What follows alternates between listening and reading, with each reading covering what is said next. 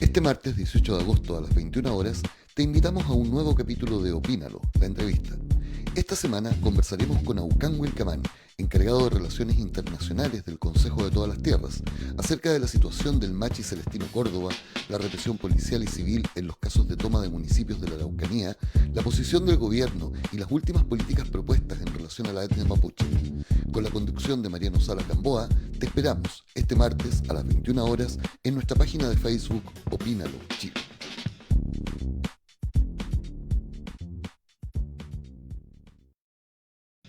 Este martes 18 de agosto a las 21 horas te invitamos a un nuevo capítulo de Opínalo, la entrevista.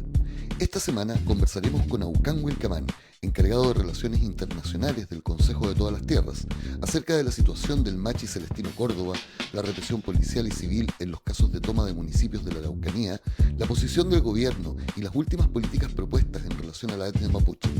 Con la conducción de Mariano Sala Gamboa, te esperamos este martes a las 21 horas en nuestra página de Facebook Opínalo Chile.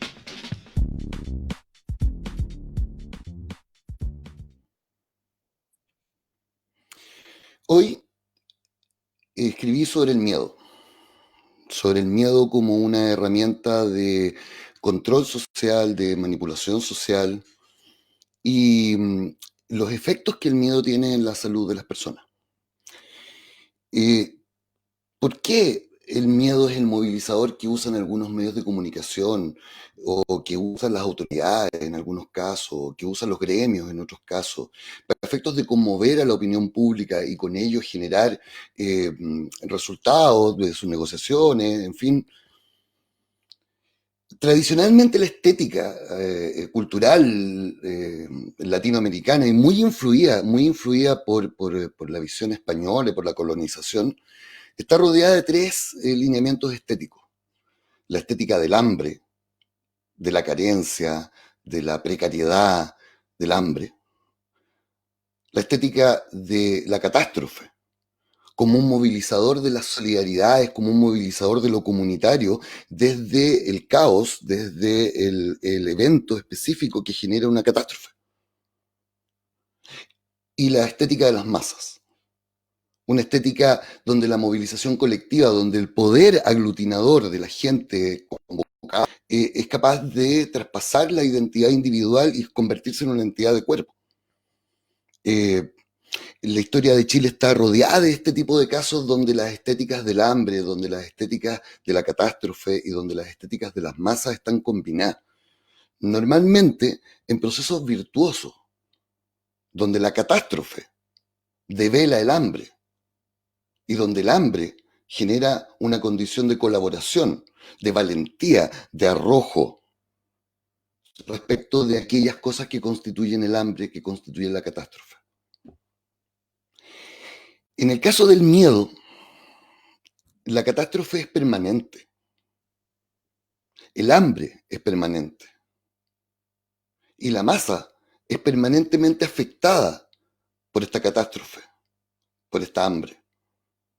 La mantención del miedo como sensación colectiva es un elemento que los poderosos normalmente ocupan para efectos de integrar sus mandatos, sus políticas y sus visiones.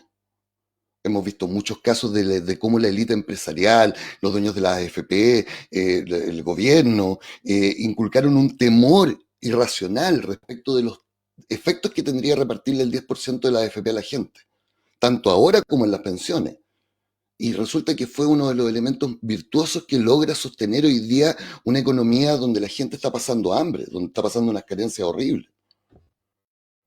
Es el miedo al contagio, el miedo al coronavirus, el que nos quieren transfundir para boicotear el plebiscito del 25 de octubre. Y ahí es donde tenemos que actuar con valentía y sin miedo. Somos nosotros, de nosotros depende que el plebiscito se haga en la forma que se tiene que hacer. Esto es Opínalo, la entrevista. Hoy día estamos con un invitado sumamente especial, estamos súper contentos la posibilidad que tenemos de entrevistar a esta persona. Él ha sido un dirigente social, un dirigente étnico, más importante para efectos de la causa mapuche durante los últimos 35 años, partiendo desde finales de los 90 con ADMAPU, integrándose después en los 90 al Consejo de todas las Tierras.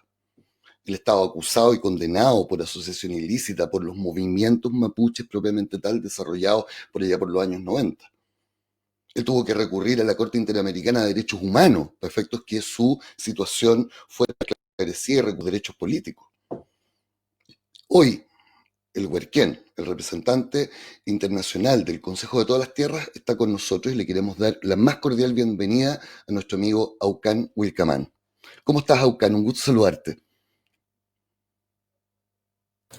Muy bien, Mariano, estoy muy bien. Gracias por invitarme. ¿Y usted cómo está? Muy bien, aquí estamos en las cuarentenas, en estos encierros. Nuestra comuna está hoy día en su cuarta o quinta semana de cuarentena ya, con esto del coronavirus, ¿no? Así es, qué ¿Cómo bien estás, que al menos cómo estás tú, Aucán? ¿En qué lugar de Chile estás? yo estoy aquí en la Araucanía, en el territorio mapuche, en el Guay mapuche. Estoy acá bien de salud, de ánimo y participando de todo lo que es las situaciones últimas de la huelga de hambre y participando, como usted muy bien decía, Mariano, de 30 años en esta lucha o más y estamos entonces todos los días empujando este carro que a veces se pone pesado. Ha estado complicado la contingencia en la Araucanía, ha estado súper dentro de la visión pública, dentro de la preocupación pública, el caso del Machi Celestino Córdoba y el tema sobre todo de la represión. Esto es un conflicto que para efectos de tu opinión, Aucán, tú tienes una mirada histórica respecto de los últimos años y respecto de la evolución que el conflicto ha tenido, que es bastante interesante. Algunas veces las nuevas generaciones creen que el conflicto mapuche se restringe a los últimos 5 años o lo que he estado viendo, lo que tienen en la memoria inmediata, pero esto es de larga data. El proceso de recuperación de tierra después de la dictadura ha sido uno de los propósitos y uno de los empeños más importantes de la etnia, ¿no? Así es, la verdad las cosas que eh, el Consejo de toda la Tierra es una organización continuadora de otras luchas previas que han dado nuestro antepasado.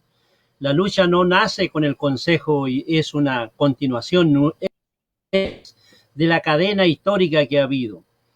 Una cuestión que sí nosotros pusimos en discusión en las finales de la dictadura cuando se nos quería hacer creer de que la democracia resolvería la situación de los pueblos indígenas y de los mapuches en particular. Nosotros dijimos que eso no iba a ser posible. No apoyamos la creación de la ley indígena ni el organismo porque la Comisión Especial de Pueblo Indígena en ese momento y posteriormente la Corporación de Desarrollo Indígena CONADI es como revisar lo que es el Consejo de India. Cuando uno entiende cuáles son las figuras coloniales para administrar desde afuera, uno no puede aceptar eso cuando tiene una visión más amplia, histórica de los hechos y cuáles han sido los derechos que nuestros antepasados se la han jugado. Entonces, por eso, en la década del 90 nosotros no apoyamos esa ley indígena y el tiempo ha dado razón en 5 años prácticamente ya no es útil. Y hoy día, por ejemplo, ni la ley ni la CONADI juega un papel importante, es invisible, no tiene ninguna eficacia, es inútil, porque en definitiva nos impusieron entre la democracia y lo que estábamos luchando por la autodeterminación, nos encarcelaron en el 90. Y ahí, Exactamente. como ve, en mi espalda, Mariano, tengo la bandera mapuche.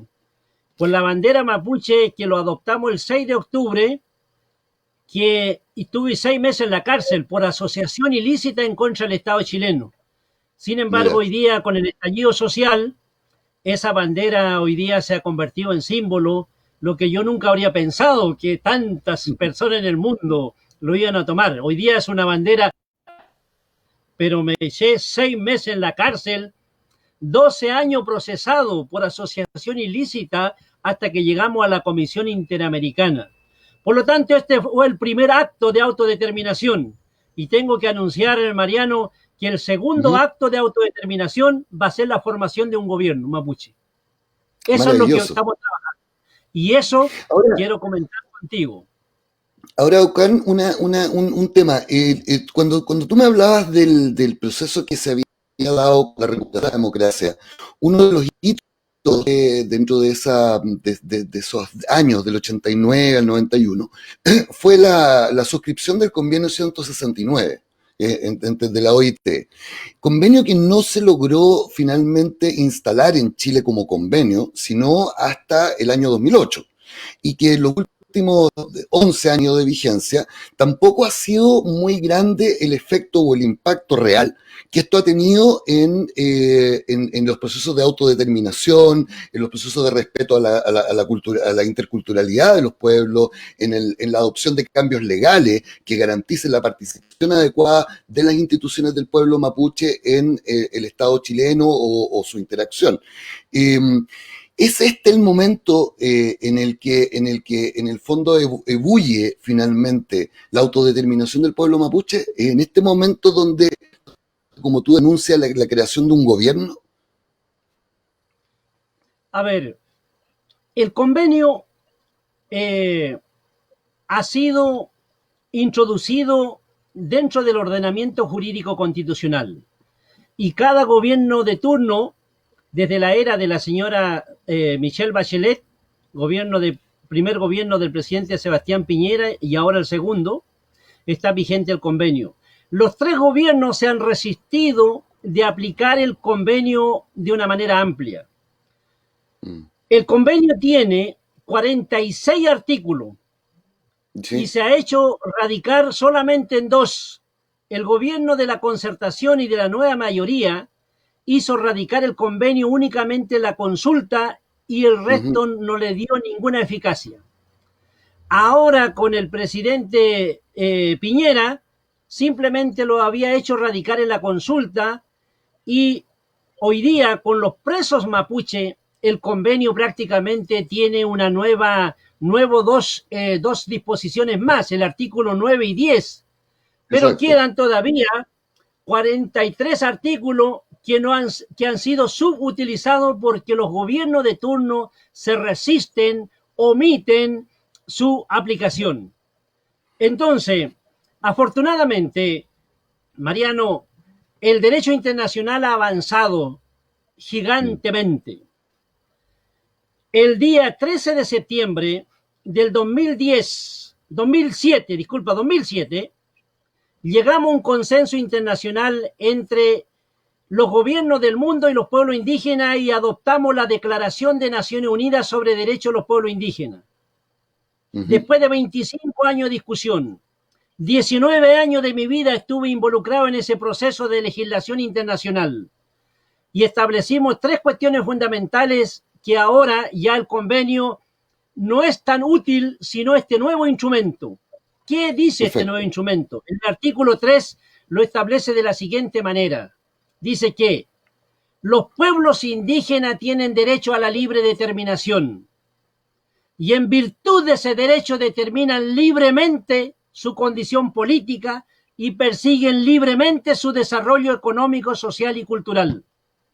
Una lectura aterrizada aquí en Chile diría: el pueblo mapuche tiene derecho a la libre determinación o el Exacto. pueblo Rapa Nui tiene derecho a la libre determinación. Eso sería una lectura jurídica aterrizada.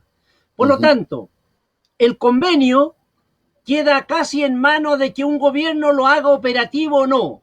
A diferencia, el derecho a libre determinación queda en manos de los titulares, de los destinatarios. Y los destinatarios somos nosotros. Por lo tanto, por eso comenzamos el día 30 de noviembre a realizar la primera sesión de la Asamblea Constituyente Mapuche en el Cerro Ñelol. Nos reunimos 500 mapuches para decirle: vamos a dar forma orgánica a este derecho internacional. Y el día 11 y 12 de diciembre del 2019 nos volvimos a reunir en el Cerro Ñelol y comenzamos a redactar un estatuto. En este momento, Mariano, nos encontramos redactando un estatuto de la autodeterminación mapuche para formar un gobierno al más breve plazo, al amparo del derecho internacional. En definitiva, la pregunta que nos hemos hecho hace un buen rato: ¿tenemos futuro los pueblos indígenas y los mapuches? ¿O nuestro futuro depende de un gobierno de turno, un gobierno progresista, un gobierno de izquierda o un gobierno benevolente? No. El futuro mapuche no depende del gobierno del presidente Sebastián Piñera ni del que viene. Depende de nuestra voluntad y capacidad, usando el paraguas jurídico internacional, que es el derecho a la libre determinación. Por eso, entonces, vamos a la formación de un gobierno mapuche. Esa será la segunda noticia que instauraremos en el sur. Maravilloso. Aucán, pero yo concuerdo con que el derecho internacional permite estas herramientas y de acuerdo, y de hecho, la misma aplicación del 169, aun cuando no ha tenido toda esta vigencia que quisiéramos, efectivamente es un tratado internacional suscrito por Chile, refrendado por el Congreso, que fue depositado en la OIT y que debiera aplicarse. Ahora, entendiendo cómo el Estado chileno se ha portado en relación a la represión de todas las medidas de autodeterminación que ha adoptado el pueblo mapuche desde la recuperación de tierra, los procesos identitarios, etcétera, no se puede prever una difícil relación entre el Estado chileno y este autogobierno mapuche. ¿Cómo crees tú que va a reaccionar políticamente la autoridad y cómo eso se va a ver reflejado en la situación de convivencia en la zona de la Araucanía particularmente? Ese es un punto clave. No sabemos cómo va a reaccionar el gobierno de Chile, sea este o el próximo gobierno. Lo que sí, con seguridad, las tensiones y controversias en el ámbito político se van a mantener. Lo que sí vamos a hacer nosotros, al momento que formemos un gobierno, digamos, hoy hemos formado un gobierno mapuche, tenemos que inmediatamente recurrir a los órganos internacionales para que este gobierno mapuche sea reconocido en el ámbito internacional en vista que el paraguas jurídico que vamos a utilizar es el derecho internacional. En definitiva, vamos a la región aquí. Todos los años, en la primera semana de junio, la Organización de Estados Americanos realiza lo que se llama su Asamblea General. Por lo tanto, si nosotros formamos un gobierno la primera semana de mayo de cualquier año, llegaremos el mes siguiente a esa Asamblea General y diremos allí: hemos formado un gobierno en el sur y venimos a pedir su reconocimiento formal, porque esa norma que aquí adoptaron en esta casa, nosotros lo hicimos eficaz. Ya no es una pelea con los chilenos.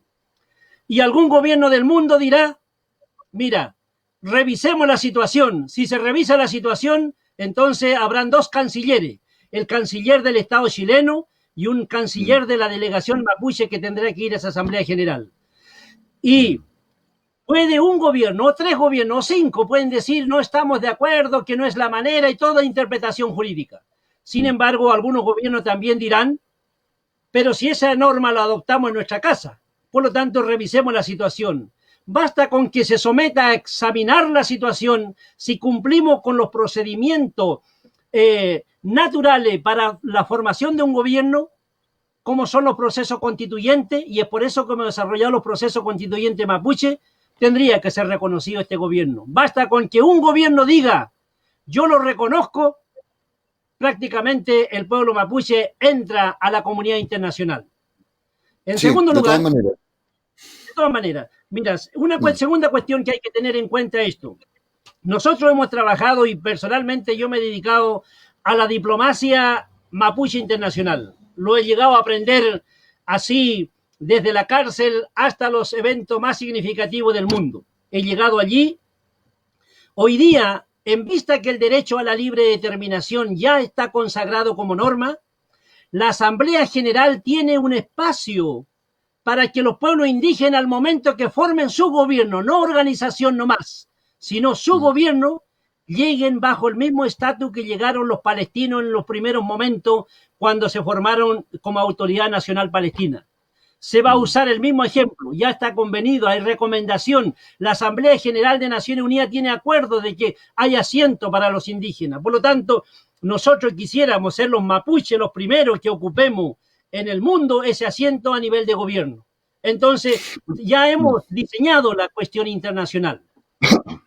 Porque Aucán, aquí el elemento central donde se va a trabar la discusión, particularmente en la Organización de Estados Americanos, es la estructura de conformación de un Estado, porque el pueblo mapuche es una nación. Eso no cabe en ningún lugar a duda. Los pueblos originarios, cada uno de ellos en nuestro territorio, son naciones indígenas.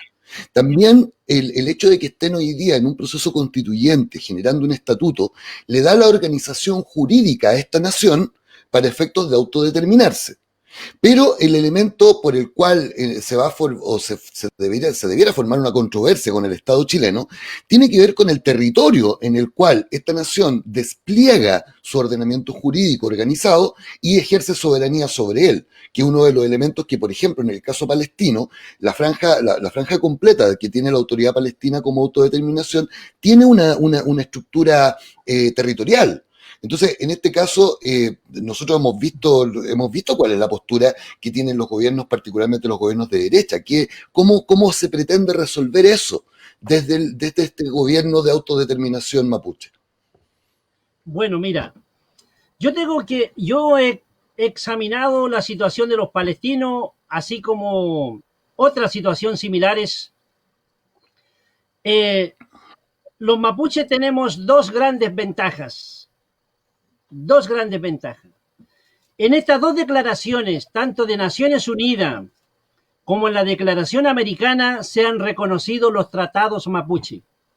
Los tratados, lo que se conoce en Chile como los parlamentos, y se le ha dado el mismo estatus jurídico de las convenciones de Viena.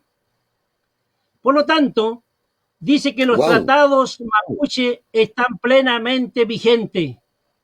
Entonces la pregunta es, ¿cuándo usamos los tratados? ¿Antes que formemos el gobierno o cuando formemos el gobierno para resolver el problema territorial?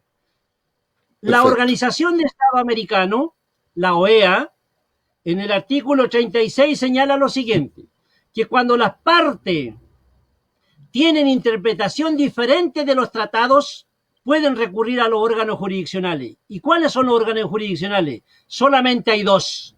La Corte Interamericana de Derechos Humanos o la Corte Internacional de la Haya. Por lo tanto, los mapuches vamos a discutir el asunto de territorio en la Haya. No es aquí con CONADI, ni con el futuro presidente, ni con el ministro de Agricultura. Entonces, eso es lo que vamos a hacer. Y en eso, sí, por eso... Ahí es donde ocupa un rol muy importante la legitimación que el organismo internacional te da como parte de acceder a discutir con estados la vigencia de un determinado tratado. Y eso es una parte jurídicamente maravillosa desde la perspectiva del derecho internacional. Exactamente. Y la segunda cuestión que en esta declaración ratifica y que es muy importante, el artículo 28 de la declaración dice lo siguiente, que es completamente aplicable a la situación de Araucanía. Mira, dice lo siguiente, que las tierras, territorio, recursos que fueron tomados, confiscados y ocupados, tres actos jurídicos contrarios al derecho, tomado, confiscado y ocupado, sin el consentimiento formado de los pueblos indígenas, deben ser restituidos, reparado e indemnizado. Mire qué interesante. Si tomamos solamente el concepto de indemnización, solamente hablemos un minuto del concepto de indemnización. Para hablar de indemnización, solamente los tribunales pueden abordar el asunto de indemnización, de indemnizar, reparar el daño causado. Exacto. Los tribunales, nacionales o cual sea. En ese sentido, nosotros hemos tomado la idea de establecer una comisión de esclarecimiento histórico con el Estado chileno, sea con este gobierno o con el otro, para que se esclarezca el daño causado y se repare el daño causado y no iríamos a un tribunal. Tenemos dos vías a utilizar. Por lo tanto, este asunto de gobierno lo hemos discutido ampliamente y no es un voluntarismo ni un entusiasmo. Si fuera por un entusiasmo, ya habríamos ido a la Corte Interamericana de Derechos Humanos, pero necesitamos un mayor respaldo institucional propio para decir quién viene a firmar este derecho, persona o un gobierno. Y si es un gobierno Exacto. mapuche, tiene un estatus jurídico, político, amplio a nivel y entendible a nivel internacional. Por eso entonces, en la necesidad de formar un gobierno al más breve plazo para empezar a resolver el asunto de territorio en los tribunales internacionales, situación que los palestinos no podían. En ese sentido, Exacto. los mapuches estamos en mejores condiciones que los palestinos y estamos en mejores condiciones políticas y jurídicas que los reclamos Bolivia y Perú sobre los límites fronterizos en el norte, porque ellos tienen un tratado interno que lo limita. A diferencia, nosotros tenemos una declaración global que establece nuestros tratados y reconoce el derecho de autodeterminación. Los palestinos no se les reconoció nunca el derecho a autodeterminación, excepto algunas resoluciones de la Asamblea General de Naciones Unidas, pero que no tienen el estatus ni el valor jurídico de declaración exclusiva para eso, pueblo indígena y en el caso de los mapuches. Entonces, hemos... Aucán, y en ese sentido, mira, el Estado que ustedes quieren generar como un Estado de autodeterminación en base al derecho internacional y con esta estructura de constitución y estatutaria que ustedes están brindándole a esta nación mapuche que ustedes representan, hoy día también cruza con un proceso a nivel nacional que no es no de menor importancia, que tiene que ver con la adopción de una nueva constitución.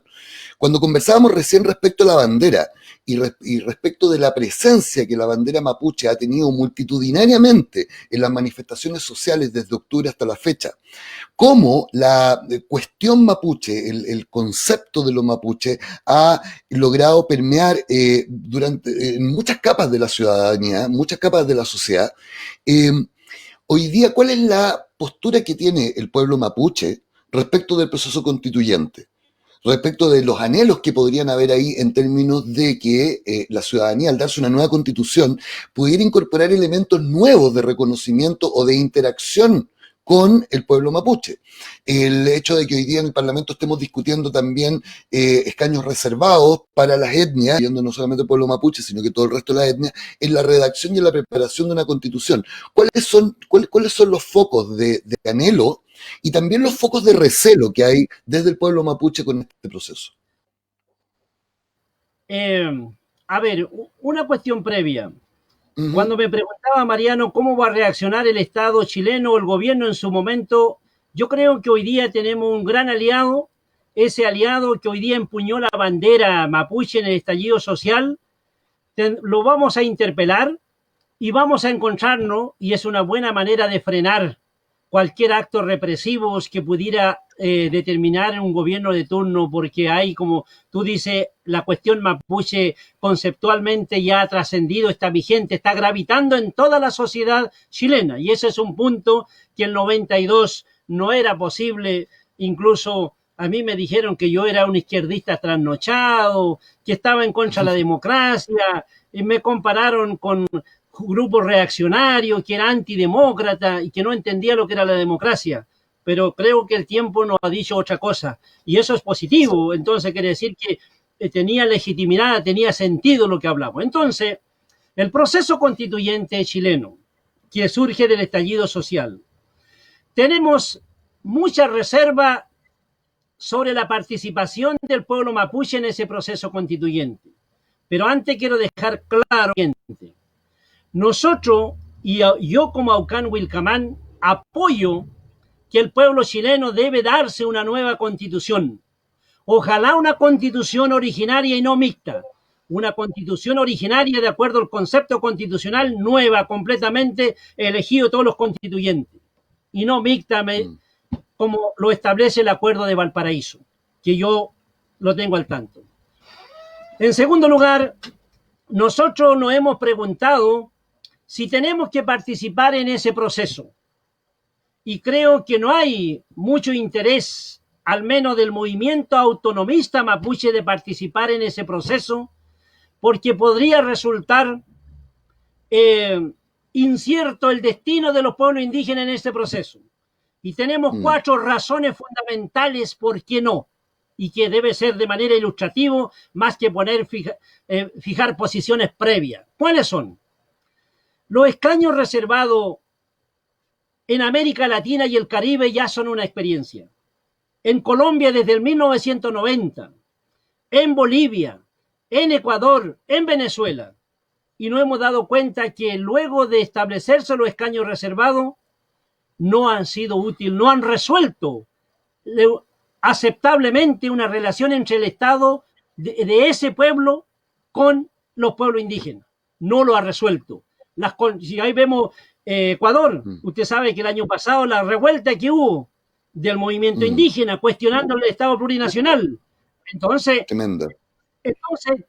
hay una experiencia continental. Lo mismo que ha pasado, lo mismo que ha pasado con Bolivia, a propósito de la salida del poder de Evo Morales y con la sensación de la plurinacionalidad que como Estado tenía Bolivia. O sea, ese es un caso que tenemos que reconocer, que la integración política de la nación indígena en el poder en Bolivia fue un caso de éxito de parte de Evo. Claro, entonces tenemos la experiencia de América Latina, los escaños reservados no han sido eficaces. Y finalmente, sea una constitución originaria o sea una constitución derivada mixta, va a terminar en un reconocimiento formal de los pueblos indígenas en Chile. Y los reconocimientos constitucionales en América Latina y el Caribe, desde México al sur, hay 50 años de experiencia, Mariano, desde México al sur, y que nos han dicho que no han sido eficaces. Entonces, ¿quién me asegura que aquí van a quedar plenamente reconocidos los derechos de los pueblos indígenas?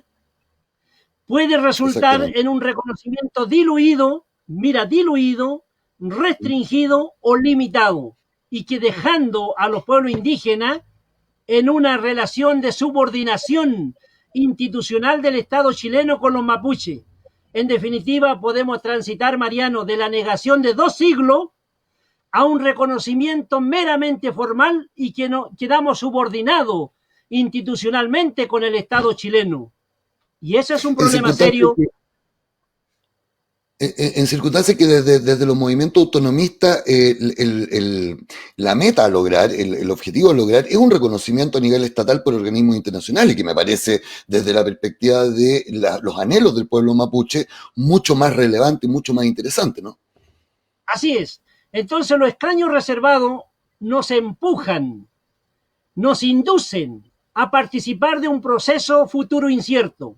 Sin embargo, paralelamente, el pueblo mapuche es titular del derecho a la libre determinación y se puede dar su propio gobierno. Entonces, para cualquier persona de sano juicio diría, te puede informar tu gobierno y va a ir a entrar allí a discutir una cosa incierta. Por ejemplo, y yo tengo duda por 2 cosas más, Mariano, y es el acuerdo de Valparaíso, señala lo siguiente, que para modificar la Constitución se necesita el 2/3, y el 2/3 ya es una cláusula. En segundo lugar, lo han dicho los partidos de derecha, mira, y esto es importante, lo han dicho los partidos. La segunda cosa, que van a ser exactamente los mismos partidos que van a tener los constituyentes redactando la Constitución. Va a estar la UDI con su gente, Renovación Nacional, Evópoli y parte de la ex nueva mayoría y otros más. Y aquellos que gestaron el estallido social no van a tener una estructura orgánica para incidir. Entonces, prácticamente, porque se hace, ¿por qué? Porque se hace con la misma ley de partido político. En definitiva, el traje a la medida de lo que acordaron allí en Valparaíso. Entonces, yo no quiero ser ingenuo del punto de vista histórico, de entrar a un proceso incierto, cuando a la vez yo tengo en cuenta que hay 2 siglos de un comportamiento permanente del Estado chileno con el pueblo mapuche, la doctrina de la negación del pueblo mapuche y su derecho. Y ahora alguien me puede demostrar que van a ser reconocidos ampliamente los derechos de los pueblos indígenas, no hay manera que me demuestren. Entonces sería abandonar el derecho a la libre determinación que disponemos, que es la herramienta más alta que tienen los pueblos. es el derecho más alto que gozan los pueblos, no hay derecho más alto. Entonces, abandonar eso y entrar a un proceso diferente, creo que es ingenuo, y yo lo entiendo porque es una oferta de la clase política chilena a los mapuches. Para terminar este punto de los escaños reservados, Ecuador y Bolivia nos ilustran claramente qué es el destino de los pueblos indígenas. Por eso yo preguntaba hace un rato, ¿tenemos futuro los pueblos indígenas o el futuro de los pueblos indígenas depende de cada gobierno de turno? En el Estado plurinacional de Bolivia, en el Estado plurinacional de Ecuador, ninguno de ellos le entregó facultades, atribuciones, autoridad a las naciones que conforman la plurinacionalidad. Se instaló la figura de la supremacía del Estado y el Estado sigue siendo un Estado colonial con los indígenas. Y es por eso que Evo Morales, ¿dónde está? Ese sigue siendo, y el Estado es una estructura colonial para los indígenas. Y es por eso que el derecho internacional le pone a los pueblos indígenas en sus manos, gobiernense, determínense, decidan su futuro y no dependan de una democracia, menos democracia, más progresista, más constitución o menos constitución. Tome usted, actúe como un ser y se le entrega. ¿Por qué? Porque el derecho internacional concluyó que el derecho de autodeterminación era un derecho que ejercía nuestro antepasado, que el Estado chileno lo conculcó. Es un derecho que del pasado, es un derecho del presente y nos puede llevar a determinar el futuro.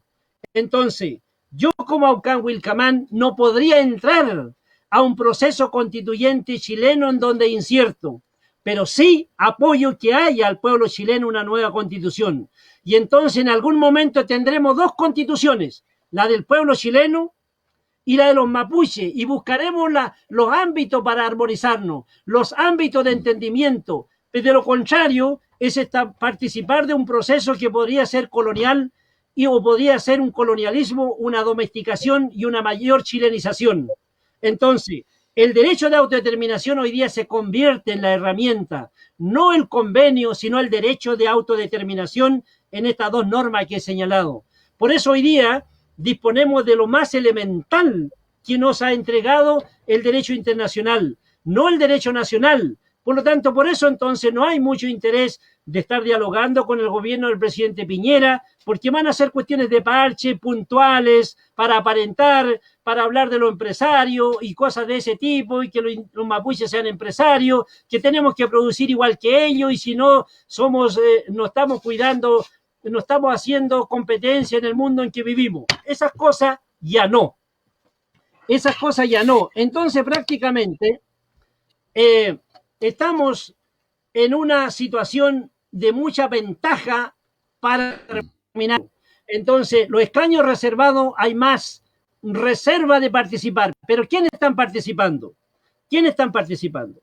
Están participando, en definitiva, los escaños reservados van a ser para los militantes de los partidos políticos de la ex nueva mayoría, de la ex nueva concertación y unos par de derecha. En definitiva, son los mapuches que han sido objeto de una domesticación y colonialismo y de chilenización. Por eso hace que aplicable en la actualidad, Mariano, decía Nelson Mandela lo siguiente: somos negros, pero pensamos y actuamos como blancos. Y aquí somos mapuche, pero pensamos y actuamos como cualquier colonizador porque nos han educado, somos producto del colonialismo. Este es un debate que lo tuve con el diputado Guanchumilla en 92 y ahora a 30 años vuelve a ofrecer lo mismo, decir escaños reservados. Los escaños reservados van a ser una medida temporal, una medida de parche puntual, porque vamos a transitar por la autodeterminación, pero sí va a quedar bien la clase política, va a tratar de entretener, va a dilatar, va a jugar, y en ese sentido posiblemente un gobierno mapuche lo vamos a formar paralelamente al proceso constituyente chileno. Entonces, por eso no vamos a participar, pero apoyamos que haya una nueva constitución, porque no pueden estar vetados, arraigados con la matriz de la cultura de la dictadura militar de Pinochet. Eso es inaceptable. Entonces, inaceptable. prácticamente por eso apoyamos. Tenemos conciencia, entendimiento de la historia. No estamos hablando solo por entusiasmo porque somos mapuche. No, sabemos lo que representa y no nos vamos a oponer a ese proceso constituyente chileno. Si me dijeran, usted va a apoyar que la gente vaya a votar, yo voy a decir, claro que sí, que no vamos a entrar a los escaños reservados porque podemos terminar en un reconocimiento diluido, restringido y completamente dejar a las futuras generaciones amarradas Exacto. a un destino distinto. Y ese es el ejemplo de Ecuador. Ecuador hoy día Mm. quiere ser una institución plurinacional. Yo en noviembre del 2019 estuve en Quito hablando con Jaime Vargas, el que lideró el movimiento en contra de Lenin Moreno. Yo estoy hablando y va a ser el candidato a presidente de Ecuador. Y me decía, ahora nos queremos zafar, fuimos objeto de una trampa. Fuimos Mm. objeto, fuimos inducidos, creímos que la plurinacionalidad era el futuro y simplemente se impuso el Estado y fue un reconocimiento hasta folclórico y formal. Mm. Folclórico y formal. Y uno de los problemas graves que tienen este tipo de reconocimientos de convivencia o que en el fondo han transitado por todo el camino de la cuestión de la problemática mapuche a lo largo de los años, tiene que ver también con las metodologías, con los tonos en los cuales se produce la represión. Yo creo que todos somos testigos y hemos sido testigos de la fuerte represión de carácter policial, de la militarización de la zona de la Araucanía, de la creación conceptual de esta zona roja de combate. Hemos con mucha pena, hemos sido testigos de la muerte de compañeros como Catrillanca, ¿cierto? Como el último compañero que falleció ahora poco, la situación humanitaria por la que estaba pasando también el Machi Celestino Córdoba. Pero hay una preocupación que nos llama la atención, Aucan, que es el surgimiento de algunos grupos de carácter paramilitar, de civiles, que actuando de manera armada y organizada están confrontando al pueblo mapuche en el proceso de sus reivindicaciones. No habíamos sido testigos de una figura tan organizada como, por ejemplo, el grupo de la APRA. ¿Cuál es la opinión que se tiene dentro de la etnia de esta incorporación de los civiles organizados en una contraposición con los intereses del pueblo mapuche? Bueno, no solo esta gente que actúa del mundo de la derecha, porque el APRA está vinculado ideológicamente a la UDI. Uh Ellos -huh. son todos militantes de la Unión Demócrata Independiente UDI. Ellos son militantes de ese Uh partido. -huh. Pero hay que tener presente que el gobierno de la ex nueva mayoría instaló la Operación Huracán, que fue el acto más perverso que se puede conocer.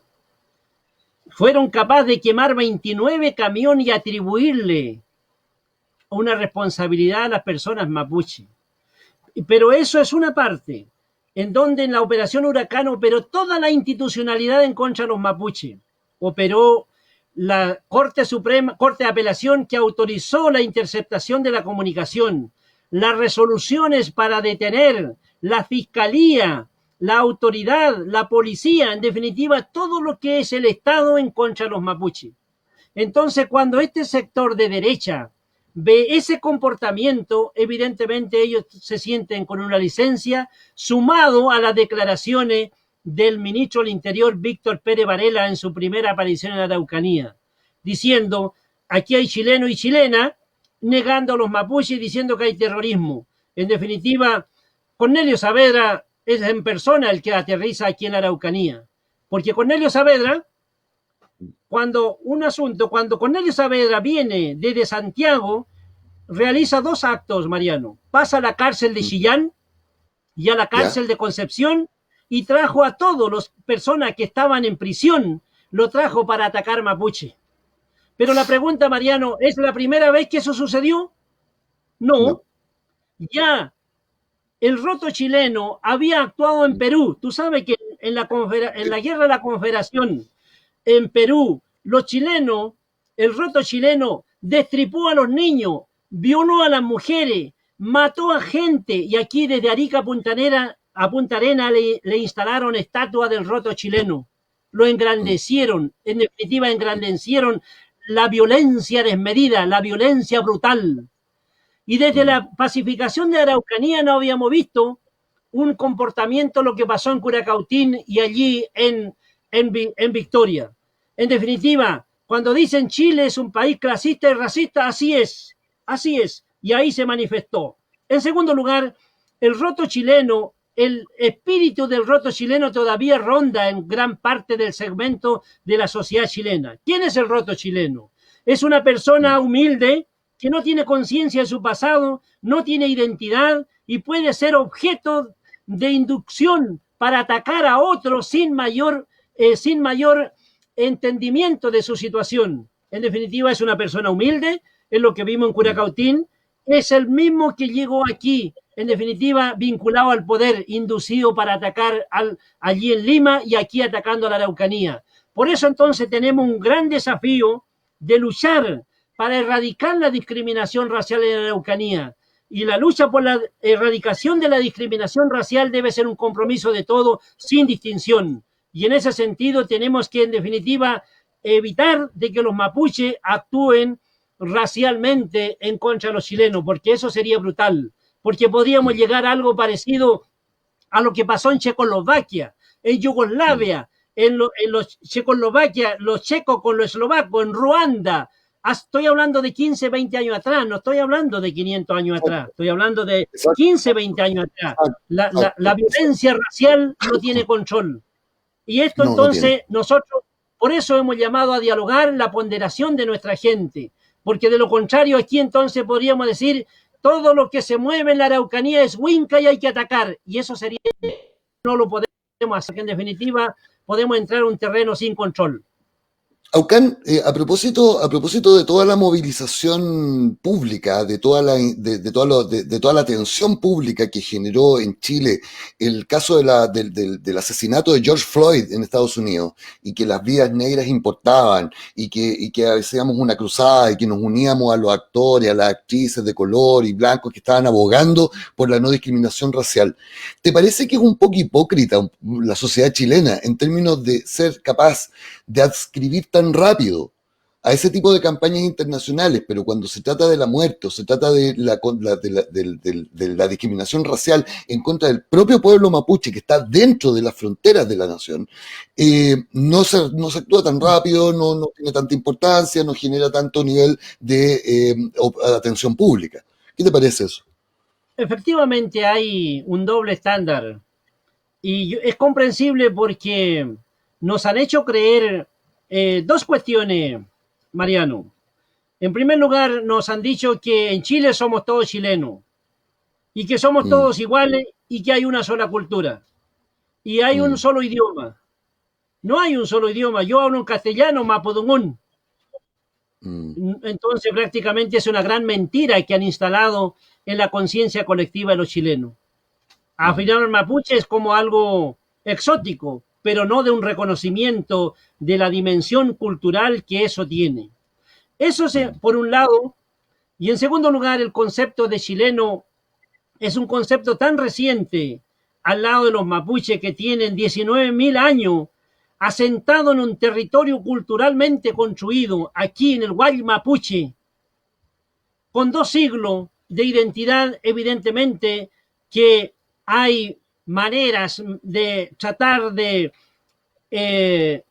imponer formas que provienen respaldadamente por el Estado. Por ejemplo, el hecho que el Estado chileno ha negado por 2 siglos al pueblo mapuche, no solamente nos ha hecho un daño a nosotros, sino le ha hecho un daño al pueblo chileno que no conoce nada de la cultura mapuche. Recién se escucha hablar de un machi y no se entiende ni siquiera lo que es un rehue. O sea, en definitiva, vivimos aquí en la Araucanía 150 años dándonos la espalda. Los chilenos que viven en Temuco no conocen absolutamente, no han ido nunca en su vida a una comunidad, no han entendido nunca lo que es un elemento cultural de nuestra vida. Y eso tenemos que producir un ambiente diferente. Por eso, una comisión de esclarecimiento histórico, tipo Comisión Reti, Comisión Vales, podría decir, entonces recomendar medidas para una convivencia aceptable entre mapuche y no mapuche una vez que se haya conocido la verdad. ¿Verdad? Tener un estándar de la verdad. Por ejemplo, hasta el momento no hay un estándar de la verdad. Cada presidente, cada gobierno dice su propia verdad de la Araucanía. Hay personas que vienen, por ejemplo, hace 30 años compraron tierra en la Araucanía y creen que la historia y el derecho parte cuando él compra. Cuando los Claro. migrantes llegan aquí a Chile hace un siglo, prácticamente creen que la historia y el derecho parte cuando ellos llegan a recibir. En definitiva, necesitamos un estándar de la verdad para entendernos. Y con ese estándar de la verdad podemos caminar a un futuro. No basta con que haya diálogo con el gobierno, diálogo por diálogo, sino la necesidad de una comisión de esclarecimiento histórico de la Araucanía para que se sepa qué sucedió, reparar el daño causado, sea uno o el otro, y no solamente mirado desde un lado. Entonces, prácticamente es el desafío que hay.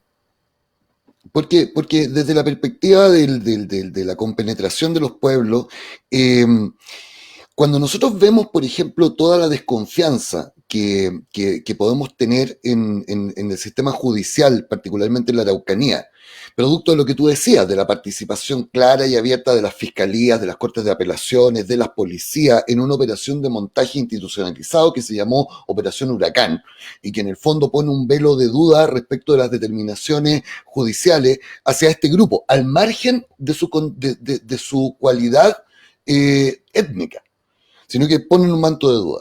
Y desde ese manto de duda institucionalizado es donde nosotros tenemos que, por ejemplo, examinar los procesos judiciales del Machi Celestino Córdoba, que en el fondo está adscrito también a todo a un sistema, una forma de operar de la justicia en la Araucanía que es objetada. Pero además de esto, además de la justicia por la aplicación del derecho estricto, nosotros tenemos una condición de carácter cultural y una condición de carácter cultural de la cosmovisión, de la religión mapuche. De hecho, gran parte de las demandas que tenía Celestino Córdoba junto con su huelga eran demandas de carácter cultural, de respeto de su condición de machi, de acceso al rehue, que en el fondo tal vez nunca parecían muy claras. La opinión pública se queda con la imagen de, oye, no, si este es el tipo que estuvo involucrado en el asesinato de la familia Luxinger, etcétera, y tiene que podrirse en la cárcel. No entendiendo que, además de estar objetada la sentencia, de estar objetado el juicio, hay una situación religiosa de carácter específico. Uno de los, yo te diría, de los hitos importantes del acuerdo que se logró hoy día entre el Machi y el ministro de Justicia fue precisamente una apertura de parte del Ministerio de Justicia de que los cumplimientos de penas de los presos mapuche se han hecho en condiciones mucho más, no de libertad estrictamente, pero sí en establecimientos que estén cerca de las comunidades, donde hayan permisos para moverse a los respectivos territorios. Hay como una especie de apertura. ¿Qué opinas tú respecto de ese acuerdo y respecto también del respeto de la multiculturalidad por parte del sistema judicial chileno? Bueno, el acuerdo que ha arribado Celestino Córdoba con el gobierno verdaderamente es un acuerdo muy extremadamente limitado. Mm, Porque en definitiva, la realización de el protocolo espiritual mapuche no está sujeto a 30 horas. no. Es más amplio que eso. Por Mm, tanto, no han respondido a un reconocimiento de la existencia de una cultura milenaria de ninguna de sus piezas que conforman el armazón cultural mapuche y ni tampoco han aplicado de manera plena el convenio 169. Es una mezcla de todo un poquito. En definitiva, lo que da cuenta que sigue prevaleciendo lo que yo le denomino la aplicación de la doctrina de la negación del pueblo mapuche y su derecho. La doctrina de la negación del pueblo mapuche y su derecho, derechos culturales, territoriales y de otra índole. En definitiva, creo que ni siquiera se ha aplicado el estatuto jurídico que gozan los pueblos indígenas en Chile, el convenio 169, la, la Comisión Interamericana de Derechos Humanos, en el contexto de pandemia, en la resolución 1/2020 le pide a los gobiernos y a Chile que aplique medidas sustitutivas en el contexto de pandemia. Y es lo que estaba diciendo Celestino, nada nuevo. Una Exacto. cuestión importante señalar que con la ley de conmutación de pena que Chile adoptó en el contexto de pandemia, solamente fueron beneficiados 5 personas de origen mapuche en la Araucanía. Y en la Araucanía hay 6 cárceles, o sea, 11 cárceles, 11 centros penitenciarios, en la región donde hay más cárcel que todo Chile. Y fueron 5 personas beneficiadas. ¿Quién entiende eso? Es ¿Cuántas, discriminación pura. absoluta, absoluta? ¿Cuántas personas están en situación de prisión política del pueblo mapuche aucano hoy día? En este momento estamos hablando casi de 40 personas y 26 están en huelga de hambre, excepto con Celestino eran 27. 26 Ya. están en huelga de hambre, pero hay un Ellos número se de mantienen, 40 personas estas 27 personas se mantienen en huelga de hambre. que mantienen huelga de hambre porque el acuerdo de Celestino radica en la persona de Celestino, no abarca los huelguistas que están en Temuco, en la cárcel de Temuco, ni afecta a los que están en Angol, ni afecta a los que están en Lebu. Hay 26 personas que llevan exactamente 107 días de huelga de hambre, pero se simbolizó en el Machi porque es Machi. En definitiva, Mm. por lo tanto, aquí queda claro de que se ha resuelto lo más una pieza de los 27 que se tiene que resolver. Por eso es tan determinante que esto no ha sido una solución, sino una solución temporal y que da apenas 30 horas para que Celestino vaya a su regue y que vuelva a la cárcel y luego en unas condiciones de mayor dignidad, de mayores condiciones para realizar ciertas actividades laborales y no sea la prisión permanente en estos establecimientos que hay en la Araucanía. Entonces, a mí me parece que es un paso para que el gobierno aborde urgentemente y no siga distrayendo a la opinión pública y ni siga dilatando la situación de los otros 26 presos que están con 107 días de huelga de hambre en su cuerpo. Es una situación dura, dramática. ¿Y por qué hacen huelga de hambre?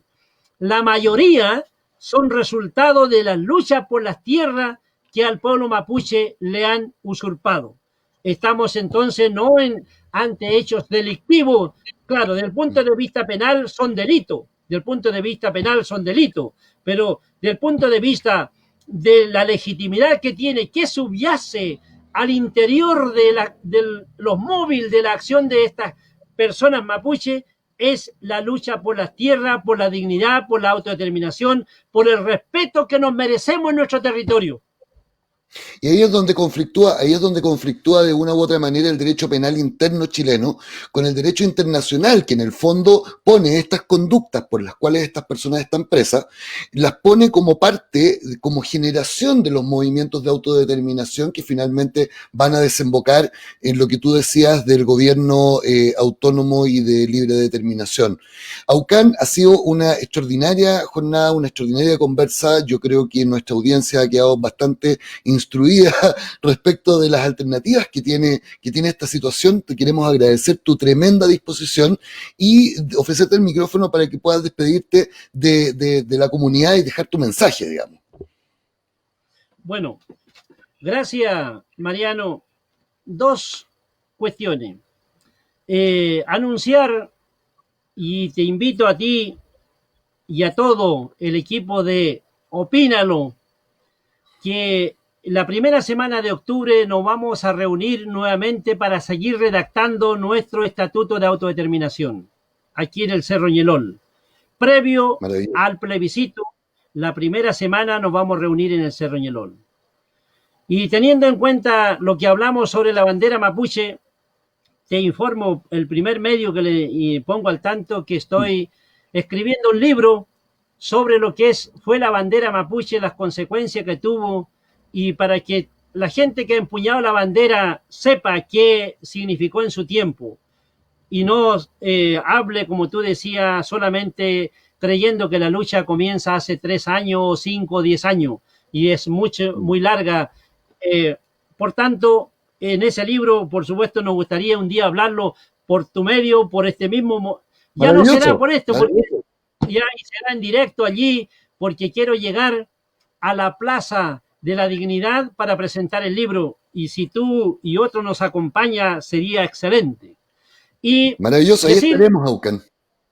gracias, y decir que el futuro mapuche afortunadamente depende de nosotros y disponemos de la herramienta y del derecho más alto como es la libre determinación. Y quiero que los chilenos entiendan que nuestro derecho de autodeterminación y la formación de un gobierno en el sur no es un acto antichileno ni contrario a los chilenos. Ningún chileno va a tener menos derechos si formamos un gobierno. Al contrario, va a ser la manera para entendernos institucionalmente, para dialogar constructivamente, para tener los mecanismos institucionales, judiciales, legislativos, para un diálogo y mirar el futuro.